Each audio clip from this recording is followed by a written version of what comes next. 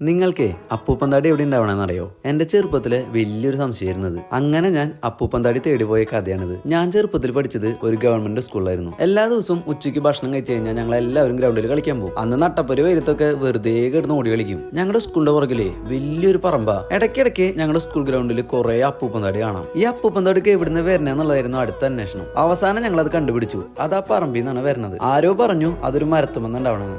അത് കണ്ടുപിടിക്കാൻ വേണ്ടി ഞാനും എന്റെ 2 കൂട്ടുകാരും കൂടി ഒരു ദിവസം നേരത്തെ സ്കൂളിൽ വിട്ടപ്പോ ആരോടും പറയാണ്ട് ആ പറമ്പിൽ പോയി. അവിടെ പോയി നോക്കിയപ്പോഴാണ് ഒരു മരത്തിന്റെ മുകളിൽ ഒരു വള്ളിച്ചെടിമ നിറച്ച് അപ്പൂപ്പന്താടിയുടെ കായകള്. ഒന്നും നോക്കിയില്ല, ഒരു കല്ലെടുത്ത് ഒരൊറ്റ ഏറായിരുന്നു. അപ്പൂപ്പന്താടി ലക്ഷ്യം വെച്ചെറിഞ്ഞ കല്ല് പോയിക്കൊണ്ടത് തേനീച്ച കൂട്ടിലായിരുന്നു. അവിടെ നിന്ന് ഓടിയതേ ഞങ്ങൾക്ക് ഓർമ്മയുള്ളൂ. പിന്നെ ഞാൻ എന്റെ ഓട്ടം നിർത്തിയത് എന്റെ വീട്ടില. കൂട്ടത്തിൽ നല്ല ഭംഗിയുള്ള ഒരു തേനീച്ച കുത്തും എനിക്ക് കഴുത്തിൽ കിട്ടി. തേനീച്ച കുത്ത് കിട്ടിയാലൊന്നും എനിക്ക് ഒരു വിഷമം ഉണ്ടായിരുന്നില്ല. കാരണം അത്രയും കാലത്ത് എന്റെ ഏറ്റവും വലിയ സംശയത്തിനുള്ള ഉത്തരം ഞാൻ കണ്ടുപിടിച്ചു. അപ്പൂപ്പന്താടി എങ്ങനെ ഉണ്ടാവണമെന്ന് ഞാൻ അന്ന് കണ്ടുപിടിച്ചു. അതിൽ ഞാൻ ഭയങ്കര ഹാപ്പി ആയിരുന്നു.